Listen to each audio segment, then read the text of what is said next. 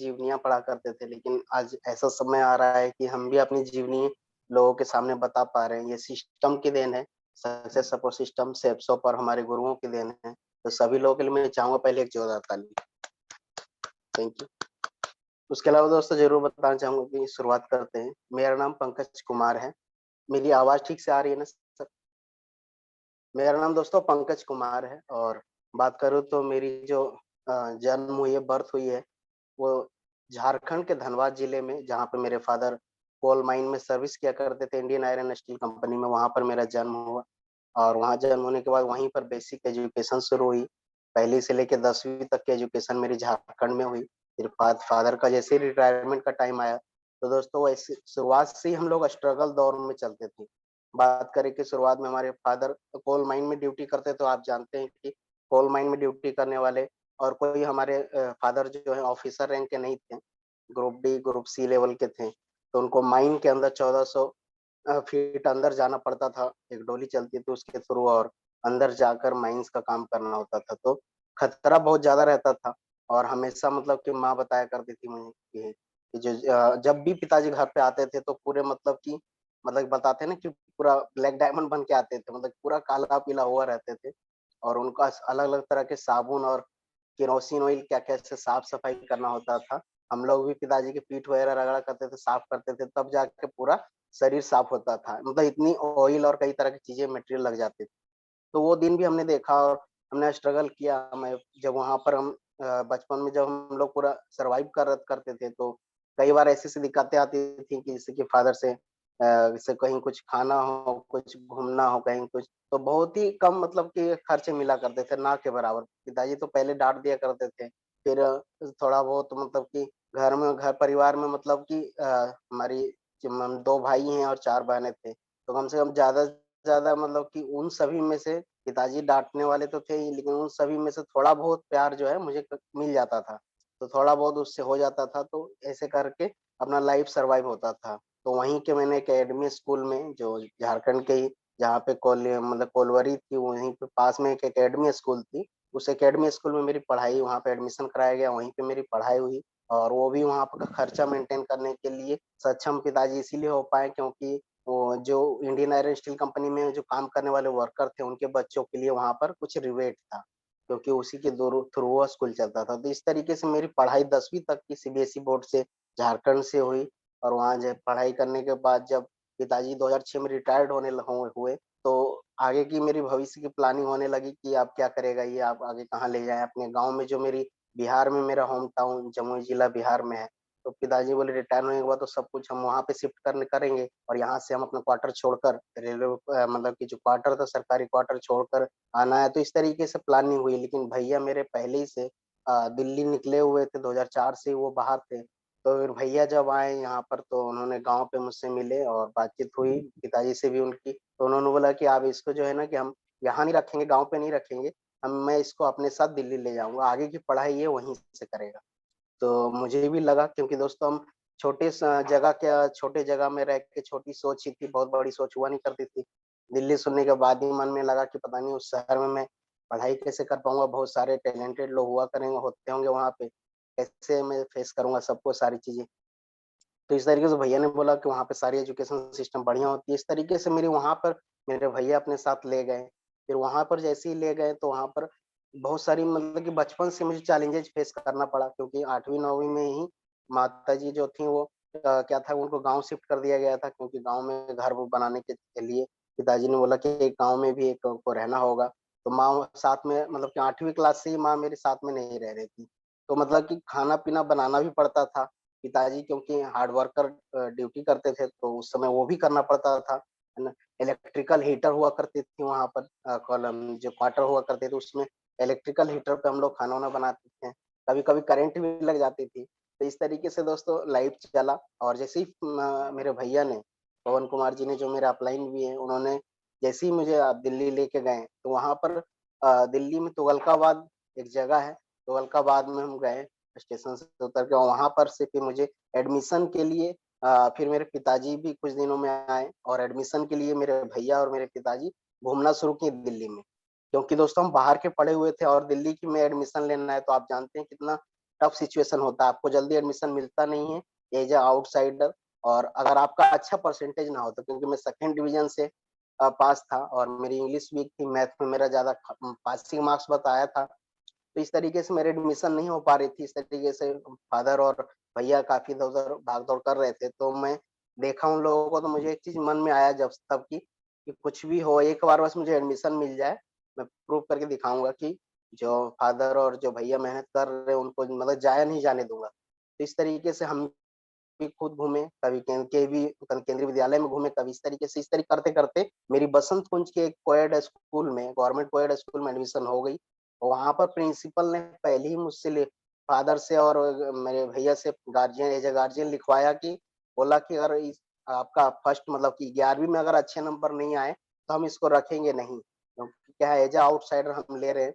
Outsider में क्योंकि यहाँ दिल्ली में अलग रिजर्वेशन होती है। अगर आउटसाइडर है तो अगर अच्छा नंबर नहीं है इसका, अगर अच्छा नंबर अब लाया नहीं परीक्षा में, तो इसको फिर हम रेस्ट्रिकेट भी कर सकते हैं, निकाल भी सकते हैं। इस तरीके से वो सिचुएशन आया और तो मैंने वहाँ पर प्रिंसिपल को मैं भी बैठा वहाँ पे, तो मैंने भी कमिटमेंट किया, नहीं मैं अच्छे नंबरों से पास होऊँगा और आपके स्कूल का नाम नहीं खराब होने दूँगा, ये मैं अभी गारंटी लेता हूँ। इस तरीके से हमने वहाँ पे किया और पढ़ाई करना शुरू किया वहाँ पर, क्योंकि भैया और मैं ही रहा करते थे एक छोटे से रूम में, भैया ड्यूटी किया करते थे। तो वहाँ पर भी खाने-पीने से लेके हर काम करना पड़ता था, कपड़े खुद धोने हैं, सब करने हैं। तो क्योंकि छोटा था तो भैया काफ़ी हेल्प किया कर दिया करते थे। लेकिन दोस्तों इस तरीके से जीवन चलते-चलते फिर इस तरीके से हुआ जब मैं 11वीं में मेरी एजुकेशन शुरू करते मैंने जब 11वीं की परीक्षा दी, तो उसमें मेरा ठीक नंबर आया। सही तरीके से मैंने पढ़ाई किया और कई टीचरों का मेरे ऊपर नज़र गया। इंग्लिश टीचर हो चाहे कई चीज़ें, जो चीज़ मुझे दिक्कत होती थी मैं उसका नोट्स बनाया करता था और उसको सॉल्व किया करता था कि ये मुझे दिक्कत कर रहा है, इसको सॉल्व कैसे कर रहे हैं। टीचर मुझे देख के काफ़ी इम्प्रेस हुए कि ये हर चीज़ को प्रॉपर नोट्स बनाता है। हर चीज़ को ये मतलब कि लिखता है और उसको दूर करता है, सॉर्ट आउट करता है, चाहे इंग्लिश हो चाहे अलग-अलग तरह की चीज़ें। इस तरीके से उन्होंने देखा कि दम तो है इस बच्चे में। ऐसे कर के उन्होंने मेरे को सराहा और मेरे क्लास में मेरा नाम आगे बढ़ने लग गया। क्लास में प्रिंसिपल तक भी नाम गया कि हाँ, जिस लड़के को आपने गारंटी लेकर एडमिशन दिया था, वो लड़का ठीक कर रहा है। मतलब वो अपनी बातों पे खरा उतरा है। इस तरीके से और 12वीं का भी टाइम आया, ऐसे करके 12वीं जब मैंने क्लियर किया, अपनी पूरी मेहनत और जी जान लगाकर मैंने मेहनत करके आगे जब निकला और 12वीं जब इंटर मैंने वहाँ से कंप्लीट किया सीबीएसई बोर्ड दिल्ली से, तो उस स्कूल में सबसे ज़्यादा नंबर मेरे थे और उस स्कूल का मैं टॉपर बनकर निकला। तब जब मैं सर्टिफ़िकेट लेने गया अपने भैया के साथ, तो वहाँ पर दोस्तों उन्होंने प्रिंसिपल ने मुझे बुलाया और उन्होंने बातचीत किया, मुझे कुछ जो मेरी ट्रॉफी थी, सर्टिफ़िकेट थे, सब कुछ दिया और बोला, क्योंकि दोस्तों मैंने स्वीकार कर लिया था कि जीवन में चुनौतियाँ आती है, बचपन से ही चुनौतियों को सामना कर रहे हैं। जो मैंने समझ गया था कि चुनौती को स्वीकार करना ही होगा, इसको अवसर में बदलना होगा। और जैसे ही दोस्तों एक वो समय था जब प्रिंसिपल ने बोला था अच्छे नंबर नहीं आएँगे तो यहाँ से हटा दिया जाएगा। और जब मैं सही सब कुछ करके टॉपर बनकर जब निकला, तो प्रिंसिपल जब साइन कर रहे थे मेरे सर्टिफ़िकेट पे, तो उन्होंने बोला, वो मैडम थी, उन्होंने बोली कि अगर तुम्हारे जैसे बच्चे और इस स्कूल में आ जाएँ, इस स्कूल की जो है भविष्य बदल जाएगी। तो दोस्तों ये सुनकर मुझे बहुत खुशी हुई कि एक समय ऐसा था जो उन्होंने इग्नोर मतलब कि नगर वो मतलब कि नेगेटिव बातें थी तब, और आज उन्होंने मुझे मेरे मतलब कि मेरे जैसे एग्ज़ाम्पल पेश करने के लिए बोला। तो इस तरीके से वहाँ से निकले, फिर दिल्ली विश्वविद्यालय में मेरा एडमिशन हुआ, दिल्ली विश्वविद्यालय में मैंने पढ़ाई करना शुरू किया। इसी तरीके से दोस्तों चैलेंजेज़ रहे जीवन में, जो मेरी इंग्लिश कमज़ोर हुआ करती थी, उस इंग्लिश को मैंने बहुत ही जी-जान लगाकर मेहनत करके उस इंग्लिश को पूरा स्ट्रॉन्ग किया और उस इंग्लिश में मैं अच्छे नंबर लाया। इस तरीके से करते-करते दिल्ली विश्वविद्यालय में भी मैं इंग्लिश मीडियम से ही पढ़ा। ऐसे कर के दोस्तों मैंने दिल्ली विश्वविद्यालय से अपना बैचलर ऑफ ऑनर्स मतलब कि पॉलिटिकल साइंस में ऑनर्स पेपर से कंप्लीट किया। इस तरीके से मेरा लाइफ चलता रहा। उसी दौरान जैसे ही ग्रेजुएशन कंप्लीट किया, मैं नौकरी की शुरुआत करने वाला था, उसी दौरान मुझे सेफ शॉप से सामना हुआ। और सेफ शॉप से सामना कैसे हुआ दोस्तों, वो भी बड़ा ही मतलब कि मतलब कि एक कॉमेडी टाइप की तरीके से हुआ। भैया ने पहले जानकारी देखी, फिर भैया के फ़ॉलो अप के लिए सर लोग आया करते थे, सांगल सर आया करते थे, विनोद सर तो थोड़े बाद में, सांगल सर आया करते थे, मनोज सर थे, एक गुप्ता साहब थे, वो आते थे। तो इस तरीके से दोस्तों जब सर लोग आते थे तो बातचीत होती थी, भैया की सबकी होती थी। लेकिन एक समय ऐसा है जब मैं भी मतलब कि बैठा हुआ था और सांगल सर आए हुए थे। और इस तरीके से सांगल सर ने मेरे बारे में पूछा भैया से कि ये आपका भाई है? तो बोले हाँ। तो बोले इस तरीके से फिर बोले कि ये पढ़ाई कंप्लीट कर कितना किए हैं? मतलब मैंने बता दिया पढ़ाई-वढ़ाई के बारे में। तो उन्होंने मुझे जानकारी देने के लिए बोला कि अच्छा आपको एक चीज़ मैं बताना चाह रहा हूँ, आप बैठो। तो बैठ के सांगल सर ने जैसे ही मुझे बताना शुरू किया, तो सारी चीज़ें और मतलब कि मुझसे ही पूछा गया कि आप अपने भविष्य में जैसे नौकरी शुरू करने वाले हो, तो कितने से शुरू करोगे? तो मुझे क्योंकि क्या होता है कि जब हम स्टूडेंट होते हैं, तो हमें लगता है कि नहीं अच्छे से शुरू करेंगे, मैं ठीक-ठाक पढ़ाई किया हूँ।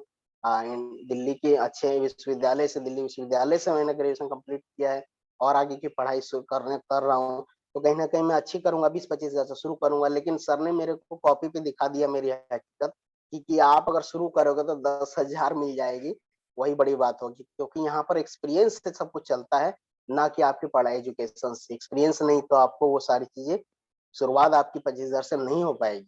शुरुआत तो आपकी कम से ही होगी, आप धीरे-धीरे आगे बढ़ोगे। और उन्होंने 5-10 साल का मेरा ग्राफ दिखा दिया पूरा कॉपी पे, तो मुझे एहसास हुआ कि मतलब कि तो फिर मैंने पूछा कि सर ये तो बिल्कुल सच्चाई आपने बता दी, अब क्या करना चाहिए? तो उन्होंने भैया जो काम को सेफ शॉप में अपना रजिस्ट्रेशन करवा चुके थे, तो उसके बारे में उन्होंने बताया कि ये इस तरीके से इस सेफ शॉप में आपको शुरुआत कर लो।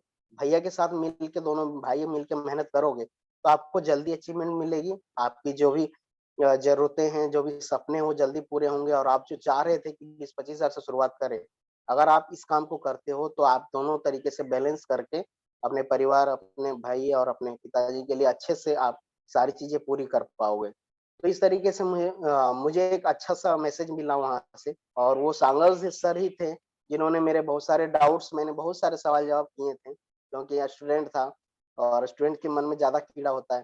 तो इस तरीके से दोस्तों बहुत सवाल-जवाब करने के बाद सर ने मेरे सारे डाउट्स क्लियर किए और दोस्तों उसके बाद मैंने निर्णय लिया काम करने का। और भैया के साथ मैंने प्लानिंग किया, लेकिन क्या होता था कि बार-बार सर लोग फॉलो आते थे मिलने प्लानिंग करने के लिए। डीडी तो जैसे-तैसे भैया को दिलवा दिए थे। 7 साड़ियों का सेट लेके शुरू कर लिए थे, लेकिन क्या हुआ कि जैसे शुरू किए, तो क्या होता था कि अब काम करने की बारी जब आती है दोस्तों, तब सबको दिक्कत आती है कि ग्राउंड पे जब वर्क करना हो, ग्राउंड फील्ड में उतरना हो, तो सबको परेशानी आती है।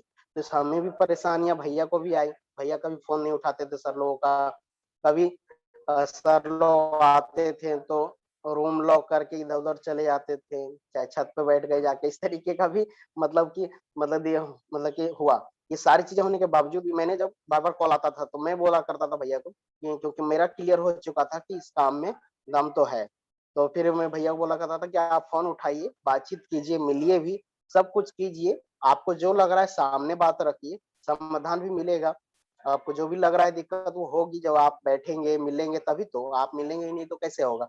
इस तरीके से फिर धीरे-धीरे मैंने भी सब द्वारका मोड़ में जाके जानकारी ली, बैठा और सारी चीज़ करना शुरू किया।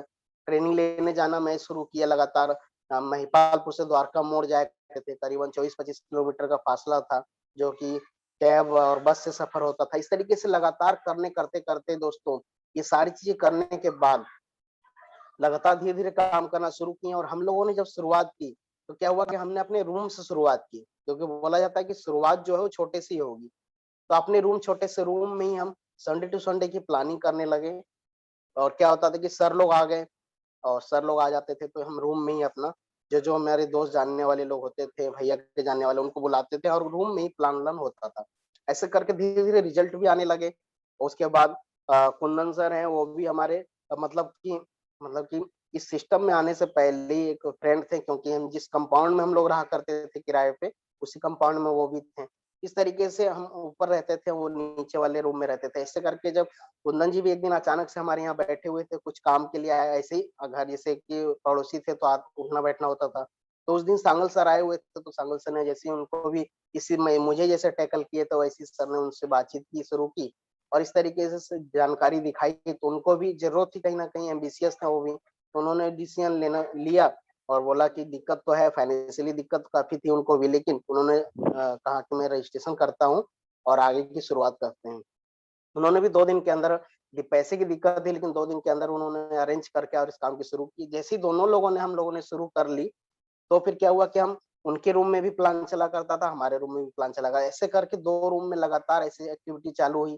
फिर हमने महिपालपुर में वेन्यू खोलने के लिए सारी चीज़ शुरुआत हुई। ये सांगल sir, Vinod sir, Manoj sir का बहुत बड़ा रोल था, क्योंकि सर लोगों के बिना सपोर्ट के शायद हम लग नहीं रहा था कि हम लोग खड़े हो पाते। दोस्तों, सर लोगों ने हमें धक्के मार-मार के सिखाया है, मतलब कि हम लोग, मेरी पैर काँपा करती थी कि फ्रंट पे आने के लिए, कि मैं बोल नहीं पाऊँगा। मैं कभी शायद फ्रंट पे बोल नहीं पाऊँगा, चाहे स्कूल, कॉलेज, कभी भी मैं फ्रंट पे नहीं आया। तो डर रहता था कि मैं फ्रंट पे नहीं आ पाऊँगा सर, मैं बोल नहीं पाऊँगा, एंकरिंग नहीं कर पाऊँगा, प्लान देनी तो दूर की बात है, ट्रेनिंग और प्लान तो दूर की बात है, एंकरिंग कर लूँगा वही बड़ी बात है। इस तरीके से जब वेन्यू खुला तो वहाँ पर हमें एक-एक पर्चा में लिख-लिख के उसकी फ़ोटोकॉपी, जो आज़ादी जीने की बुक हुआ करती थी, एंकरिंग पेज, उसको कॉपी करके हम उसमें एंकरिंग करना शुरू करते थे। सर लोग हमें स्टेज पे भेजते थे, ऐसे पैर वो सारी चीज़ें क्रिया करते-करते दोस्तों, हम लोगों ने एंकरिंग करना भी शुरू किया, फिर प्लान भी लेना शुरू किया। इस तरीके से लगातार करते गए, और शुरुआत से जैसे ही हम लोगों ने जब अपने आप को सकारात्मक वे में ले आए, जैसे ही हमारे साथ रिजल्ट आने शुरू हुई, हम दोनों भाइयों ने शुरू किया, फिर कुंदन सर आ गए, एक विकास जी हैं, उन्होंने वो आ गए। इस तरीके से हमारे आस-पास के सब जानने वाले लोग आ गए, तो धीरे-धीरे काम शुरू हुई। लेकिन मैं अपने कुछ दोस्तों को भी जानकारी दिखाने की कोशिश किया, लेकिन वो मना किए, क्योंकि दोस्तों उन लोग, आप उनके पिताजी लोग कोई गवर्नमेंट सर्विस में, कोई कहीं पे, इस तरीके से क्या उनको इंटरेस्ट नहीं आया। तो मुझे लगता था कि और बड़ा काम कैसे कर पाएँगे। लेकिन दोस्तों, सर लोगों ने बता दिया हमें, ये सारी चीज़ें जो हैं, आप बस शुरुआत करके आगे बढ़ते जाओ, आपको लोग मिलते जाएँगे। बस आपको अपने ऊपर विश्वास होना चाहिए, और आप इस काम पर विश्वास कीजिए। इस तरीके से धीरे-धीरे रिज़ल्ट आने लगे, आगे बढ़ते गए। 2 से 4, 4 से 10, 10 से 20, ऐसे कर के दोस्तों क्रिया बढ़ता गया। फिर हम लोगों ने महिपालपुर से छोटे वेन्यू से बड़े वेन्यू की तरफ बढ़े। फिर वहाँ से गुड़गाँव कापसखेड़ा वेन्यू खोला, फिर गुड़गाँव वेन्यू खोला, फिर होटल में चलने लगा। ये सारी चीज़ें हो पाई है, तो अकेले के दम पे तो हुई नहीं है दोस्तों, टीम जैसे-जैसे बढ़ती गई वैसे हुआ। और सर लोगों का, मैं जैसे बता रहा हूँ, सांगल से, विनोद से, मनोज से, सर लोगों का लगातार जो था, मतलब कि बताएँ तो सर लोगों ने एक, बोला जाता है ना, एक शिशु को, छोटे बच्चों को उन्होंने एक, मतलब मैच्योर करने तक के लिए लगातार मेहनत किया है। तो मैं सर लोगों का बहुत बड़ा थैंकफुल हूँ, क्योंकि सर लोगों ने एक छोटे बच्चे को मैच्योर करने के लिए उन्होंने बहुत मेहनत किया, कि कैसे वो एक समझदार इंसान बने, एक सिस्टम का एक अच्छा लीडर बने। इस तरीके में सर लोगों ने बहुत बड़ा मेहनत रोल निभाया है। खास करके विनोद सर का, जब धीरे-धीरे आगे बढ़ने लग गए, तो कहीं न कहीं हमारे अंदर भी बहुत ज़्यादा हेजिटेशन थी। लोगों के सामने बातचीत करने में, फ्रंट पे आने में बहुत हेजिटेशन रहती थी। लेकिन दोस्तों, विनोद सर का बहुत-बहुत धन्यवाद। विनोद सर ने काफ़ी चीज़ें सर, वो मतलब कि प्यार से भी, अच्छे तरीके से भी कई चीज़ें समझाते थे। कई हम बहुत बार उठना-बैठना हुआ, हमारे रूम पे आना हुआ। लगातार सर जो थे कि होम लर्निंग भी देते थे। जैसे होम ट्यूशन हम करते हैं ना, जो वैसे होम लर्निंग भी विनोद सर दिया करते थे। घर पे आया करते थे, लगातार लर्निंग दिया करते थे। इस तरीके से आपको खड़ा होना, इस तरीके से बोलना है, इस तरीके से अपना बॉडी लैंग्वेज रखना, ये कई चीज़ें सर लोगों ने, सबने अलग-अलग अपना रोल निभाकर हम लोगों को खड़ा किया है। मतलब कि आज जो भी हम लोग आज बन पाए हैं, तो सर लोगों की बदौलत है। सर लोग नहीं होते तो शायद हम लोग खड़े ही नहीं हो पाते, बहुत पहले रफू-चक्कर हो गए होते। लेकिन दोस्तों, सर लोगों की देन है कि सर लोगों की जो बड़ी सोच थी, सर लोगों ने हम लोग के अंदर पता नहीं क्या देखा, और सर लोगों को विश्वास था कि ये लोग कुछ अच्छा करेंगे, बड़ा करेंगे, और इस तरीके से उन्होंने हम पर विश्वास रखा। धीरे-धीरे हम आगे बढ़ते गए। और इस तरीके से चैलेंजेज़ को स्वीकार करते गए, धीरे-धीरे टीम बढ़ती गई, और एक से एक दमदार लोग आते गए।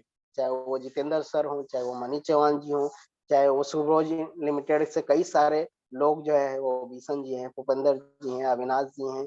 उसके अलावा गुड़गाँव से धीरे-धीरे जब काम बढ़ना शुरू हुआ, तो हम लोग के अंदर उम्मीद बढ़ती गई कि हाँ, काम बड़ा रूप लेगा। फिर अलग-अलग शहर में भी काम जाने लग गया। हमें समझ में आ गया कि इस काम को बड़ा रूप दिया जा सकता है, और इस काम में बड़ा रूप होगा ही होगा, और अलग-अलग शहर में काम फैला कर ही बड़ा काम होगा।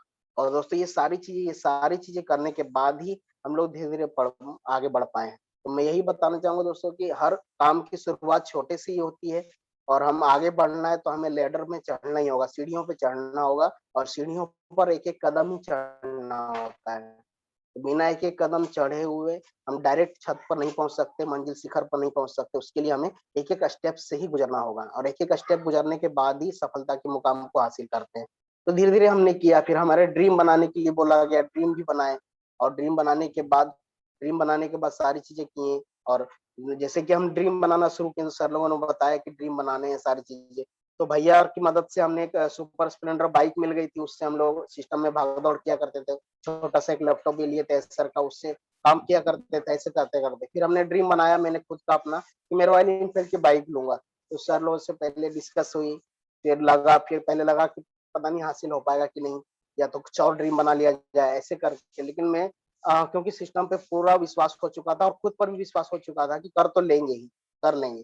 तो इस तरीके से दोस्तों जैसे ही सारी चीज़ें शुरू हुई और जैसे ही करना शुरू किए तो हमने ड्रीम लगा लिया, और जब तक मैं नौकरी कर रहा था एक आईटी कंपनी में नौकरी में शुरू कर चुका था, तो वहाँ पर भी मैंने अपने कंप्यूटर पे भी वहाँ पर लगा दिया वो ड्रीम, अपने फ़ोन स्क्रीन पे भी लगा दिया। इस तरीके से कर लिया, एक पागलपन जैसा छा गया था कि लेकर ही रहेंगे। मैंने 2-2 बार रॉयल एनफील्ड के जो शोरूम है वहाँ पर जाके टेस्ट ड्राइव भी लिया और मैंने प्लानिंग कर ली थी।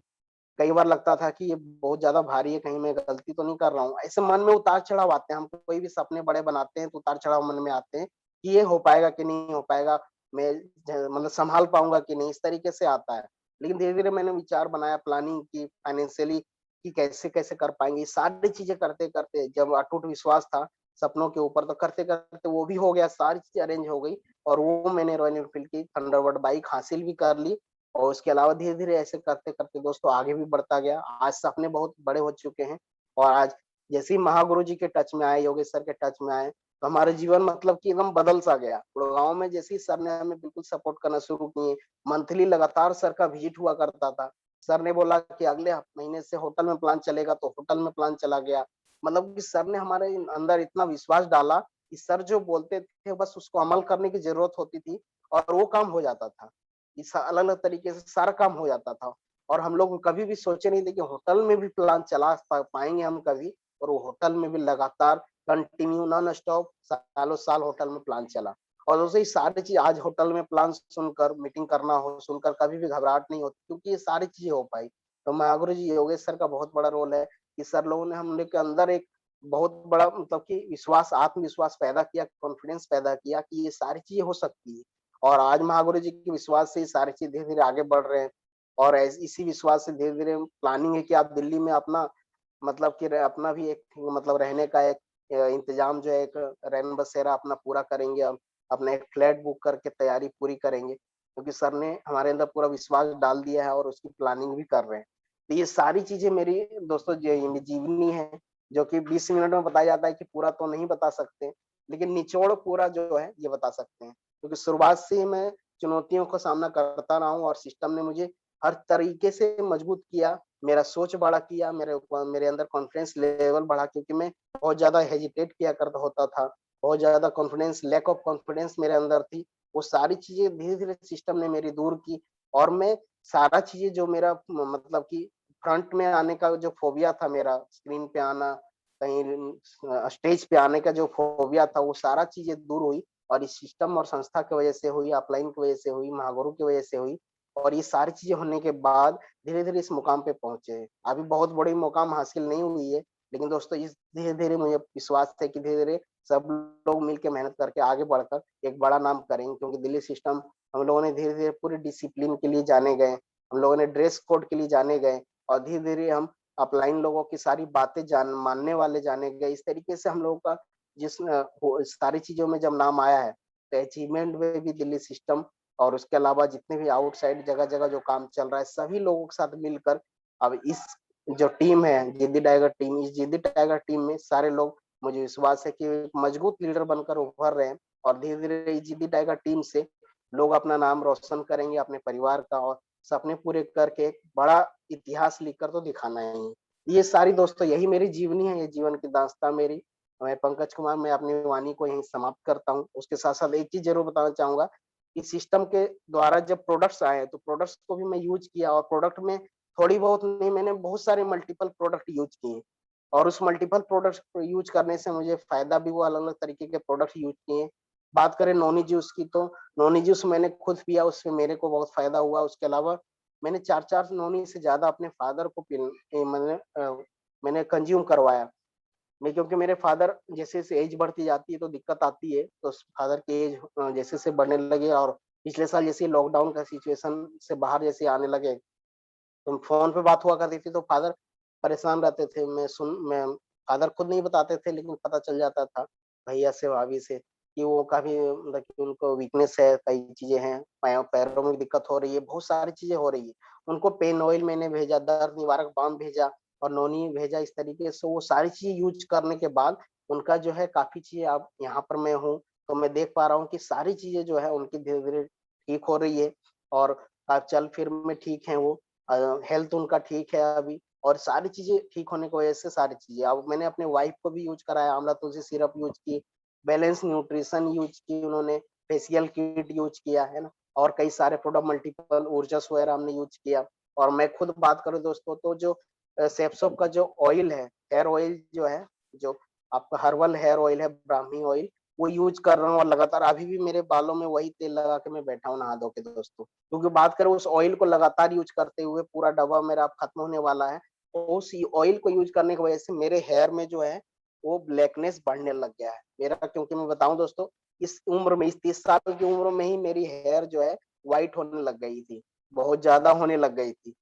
तो फिर मैंने लगातार कई तरह के शैम्पू और ये यूज़ करने के बाद सेप्सो का भी शैम्पू यूज़ किए, बहुत ज़्यादा फ़र्क नहीं पड़ पा रहा था। लेकिन मैंने फिर ये ऑयल मँगा कर लगातार यूज़ कर रहा हूँ पिछले 2 महीने से। वो यूज़ करने के बाद लगातार मेरे बालों में काफ़ी सुधार हो रहा है और सेप्सोप का क्रीम लगाने से वाइफ़ को भी बहुत सारे जो मैं अलग-अलग तरह के दाग थे उसको वो हट रहा है और जो है साफ हो रहा है स्किन। इस तरीके के बहुत सारे प्रोडक्ट्स यूज़ करने की वजह से हमें पता चल रहा है सारी चाहे रीलोड और आमला मतलब कि आपका केसर ग्रीन टी जो है, aloe vera with Kesar green tea वो भी मँगाए हैं ताकि अपने बॉडी फिटनेस के लिए और बहुत सारी चीज़ें जैसे ही मैं यहाँ पे गाँव पे आया तो मेरे फादर ने बोला कि पेन ऑयल खत्म हो रहा है, लास्ट बचा है सीसी इसमें थोड़ा-सा ही है। तो मैं बोला कि ठीक है। फिर मैंने कुछ दिनों बाद अपने साली की जो है उन्हों ब बच्चे के लिए बालपोस बोली उन्होंने कि उनका खत्म हो गया। लगातार वो 6 महीने से बालपोस यूज़ कर रही है। उनका बच्चा बालपोस के अलावा कुछ और नहीं पीता है। सादा दूध वो पीता नहीं था। जैसे ही 6 महीना पूरा हुआ बच्चे का, तो सादा दूध देना शुरू की तो वो नहीं पीता था। लेकिन बालपोस जैसे ही हमने भिजवाया था तो बालपोस जैसे ही मिला के देती थी वो चाव से पीता था। ऐसे कर-कर के लगातार वो पिछले 6 महीने से लगातार छठा डब्बा कंज़्यूम कर रही हैं। और उसके साथ-साथ फिर मैंने पिताजी के लिए भी पेन ऑयल अभी मँगा दिया और 3 का सेट आ गया फिर फादर लगा रहे हैं, तो उनको कोई ऑब्जेक्शन नहीं है और लगातार सारी चीज़ें हो रही हैं। इसी सिस्टम में काम करते हुए हमारे फादर बहुत ही नेगेटिव बातें बोला करते थे कि कहाँ पे ये हो गया, फँस गया, ये हुआ, क्यों ऐसे कर रहा है?